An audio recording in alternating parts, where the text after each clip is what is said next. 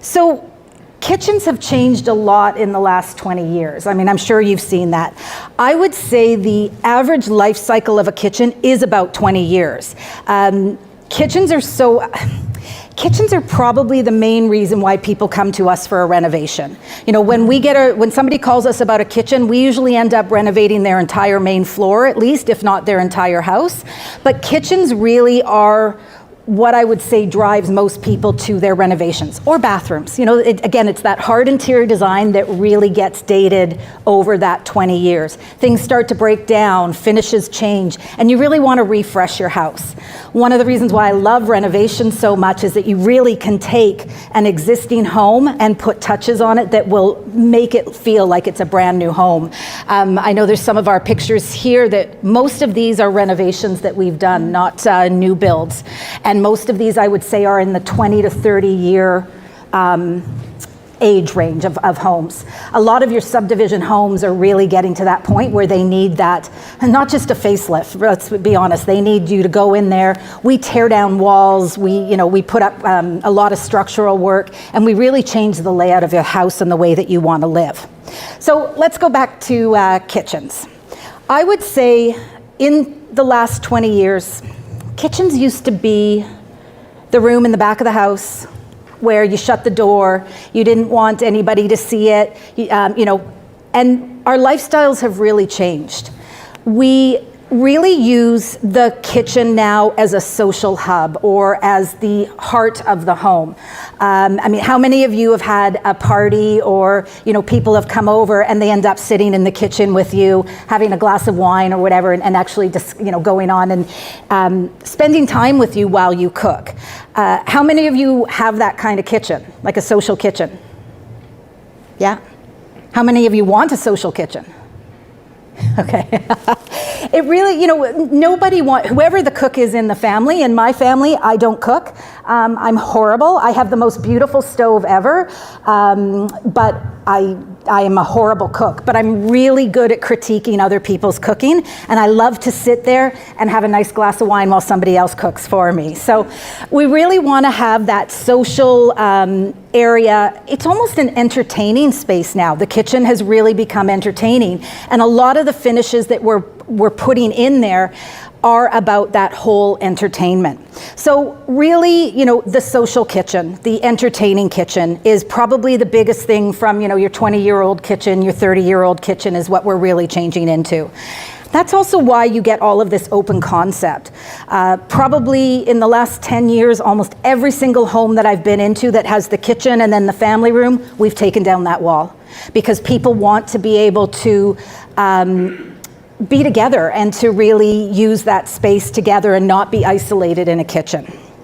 So another big trend that we're finding, I hate that word. We're using a lot of mixed material in our kitchens. So it's not just, that one color, that one material, everything's sort of static, kind of a utilitarian look. We're really bringing in things like metal, glass, fluted glass or reeded glass is something that is really something that we're really loving using right now because it's sort of, you don't see through the cabinets, but you get that really lovely sparkle of the light coming through. Fluting is really big. That's another topic. I'll get to that later.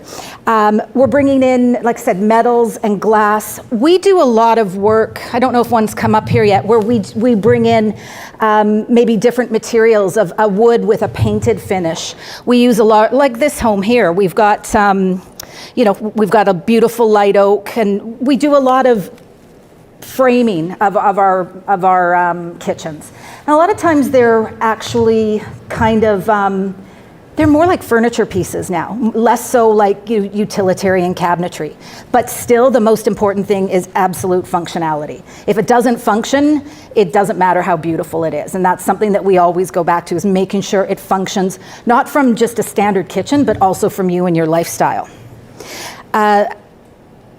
We're also going to, this is probably the third next, evolution of the kitchen. We're going back to warmer colors.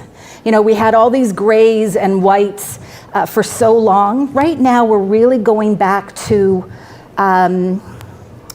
light browns, rich browns, earth tones, terracottas, a lot of these more livable spaces. I think in the last 3 years where we found we've spent so much time at home, we've really wanted to make our homes a lot more comfortable. And so really warm colors are actually coming back. We still do a lot of, like I said, the mixed materials allows us to sort of mix in different colors. Some people aren't comfortable going straight to, another wood kitchen, because wood kitchens, with that warm tones have definitely come back. But we tend to mix and match so that you get a really nice feel for the home. And we're thinking forward for the next 10, 20 years when we're designing kitchens now. Technology is also a really big thing in kitchens. The smart appliances. How many of you have ever invested in a smart appliance? Do you know what I mean by a smart appliance? There's so many. Obviously there's ones that turn on by your phone, but there's all these, like a steam oven and things that just really help make your life a lot easier. That's still going strong with the technology. It's always changing, and just like buying a computer, things are always changing. But technology is something that's still moving forward, and it's not just in the equipment or the electronics part of it. It's in things like your surfaces. There's a lot of surfaces that are now antimicrobial and or have finishes on them that will do that. Cabinets you can get like that. We're all really concerned about health and about the transmission of germs and everything right now, so it's something that really helps us as well, is the technology and the surfaces. Does anybody have any questions so far? Okay. We are also, and this kind of goes back to the kitchen as the hub and as the heart of the home, we're also trying to use multi-use spaces. So the kitchen is now sometimes acting as the classroom. It's sometimes your office. It's sometimes where you eat your meals. It's sometimes where you cook your meals. Maybe you do a craft project there. So the kitchen really is becoming, again, that hub of whether it's social or whether it's a task that you're doing as well. We really, I would say in the last at least 10 years, every house that we possibly can, we are putting back in walk-in pantries. Those are something that are really big. People are really enjoying again. They used to be in a lot of homes, and I think just because of size and then having that really big open concept kitchen, they kind of disappeared for a while. So we're putting in both the walk-in pantry and the servery. Every time I put one into a client's home, I'm so jealous that I don't have one in my own home, because they really are fantastic. It's just a place where you don't have to be neat and tidy, and you can put a whole bunch of stuff and it works really well. So if you can at all get in a walk-in pantry, if you can't fit in a walk-in pantry, there's a lot of really great hardware that you can do really functional pantries within your kitchen with great pull-out shelves. We're also doing a lot of serveries again, and this sort of trickled down from some of the really large homes that we work in, like 6,000 to 10,000 square feet homes, and now we're doing them in your typical, your typical 2,500 to 3,000 square foot home as well, if we can make them fit. And we've got some really neat tricks to sort of make them fit. One home that we're building right now, we're just about to put in the cabinetry. Our walk-in pantry actually looks like a cabinet door. It's right beside the fridge, and the fridge is paneled, so it's a full height. So you don't even know there's a pantry in there. It just looks like it's part of the kitchen. You open up the kitchen door and walk through, and you've got this amazing, I think it's a 5 foot by 7 foot pantry, which leads me to my next trend, my next moving forward point for kitchens is hidden spaces. Either hidden spaces like the pantry or hidden storage within your kitchen.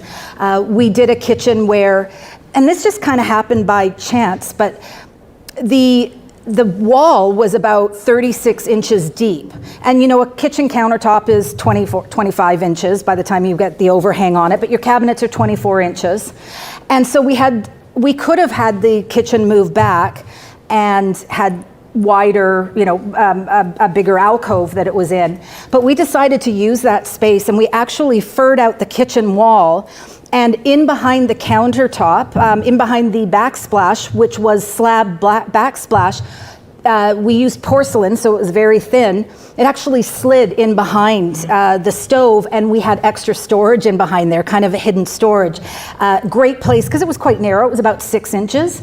We used that for, things like spices and everything, and it just gave that. First of all, it gave you more storage. Nobody has ever said they had enough storage or too much storage. And it also is a neat little thing when you show your friends about, these neat little hidden features.